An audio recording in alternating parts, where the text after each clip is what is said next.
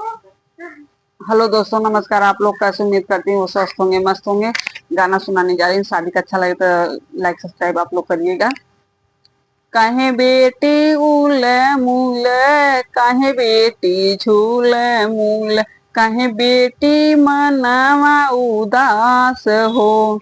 दुअरा से बाबा आवे, बेटी से अरज करे, काहे बेटी मनावा उदास हो।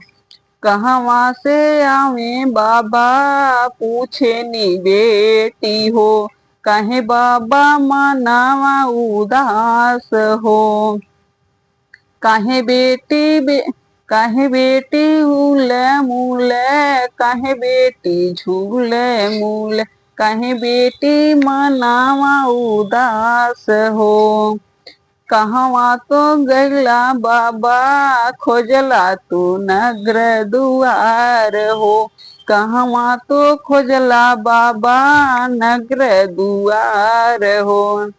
खोजते खोजत बेटी, पहुँचे जौनपुर नगरिया हो। खोजते खोजत बेटी, पहुँची जौनपुर नगरिया हो।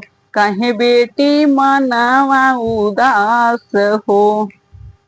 दुआरा से पापा आवे, बेटी से अरज करे, काहे बेटी मनावा उदास हो। काहे बेटी उले मूले, काहे बेटी झूले मूले, काहे बेटी मनावा उदास हो।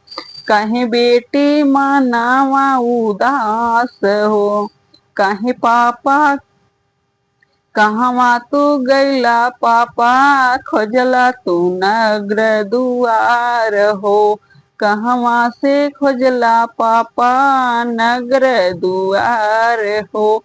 खोजते खोजत बेटी, पहुँची जौनपुर नगरिया हो। खोजते खोजत बेटी, पहुँची जौनपुर नगरिया हो। काहे बेटी मनावा उदास हो।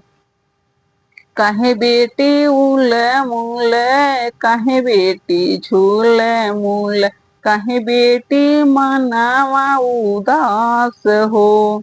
दुअरा से चाचा आवे, बेटी से अरज करे, काहे बेटी मनावा उदास हो। काहे बेटी मनावा उदास हो।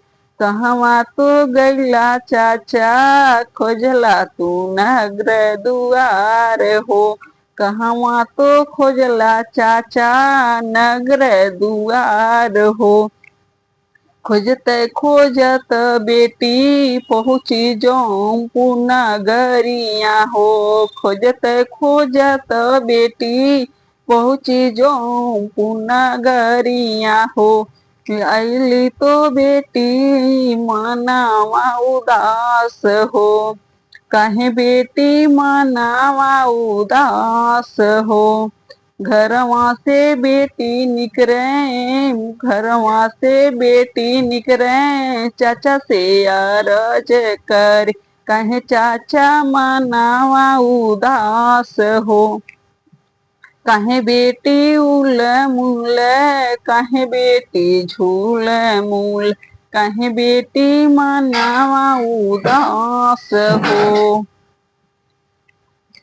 घर दुअरा से भैया आवे, बेटी से अरज कर, काहे बहिना मनावा उदास हो। दुअरा से भैया आवे, बहनी से अरज कर, काहे बहिना मनावा उदास हो।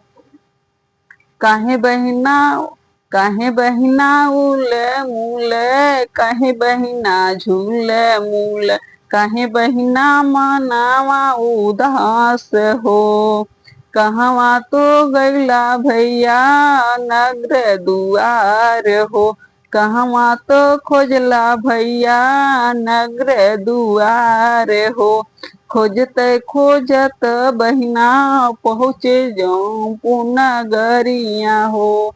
खोजते खोजत बहिना, पहुँचे न जौनपुर नगरिया हो, कहीं बहिना मनावा उदास हो।